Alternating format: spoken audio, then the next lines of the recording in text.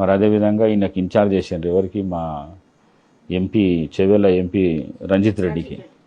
ఇక ఆయన డబ్బు ఉన్నట్టున్నది ఆయన దగ్గర, కోళ్ళ వ్యాపారం చేస్తాడు, దానా స్కామ్ చేసాడు 300 కోట్లది. అక్కడ అట్లనే ప్రగతి నగర్ అని అక్కడ బాచిపల్లిలో ఏదో ల్యాండ్ క్లియర్ చేయించుకున్నాడు.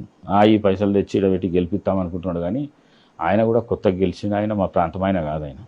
ఆయన అక్కడ ఎక్కడో వరంగల్కి వెళ్ళి వచ్చిండు, నిలబడ్డాడు. అవగాహన కూడా లేదు ఆయనకు. 5 సంవత్సరాలు ఏం చేయలేడు ఆయన. ఎవరు ఎంపీ కూడా ఏం చేయలే. ఓటు అడగనికే పోతే నీకేమైనా సాయం చేస్తే అడగనికే వస్తుంది. నువ్వు 5 సంవత్సరాల్లో పట్టగలవకుండా ఇలా పైసలు పెట్టి ఓటు వేయమంటే వేసే పరిస్థితి లేదు. కానీ ఆయన కూడా కష్టపడుతున్నాడు పాపం, తెలియక కష్టపడుతున్నాడు, ఖర్చు పెడుతున్నాడు. మరి అదేవిధంగా ఇప్పుడు మన పార్టీలోకి వచ్చిండు.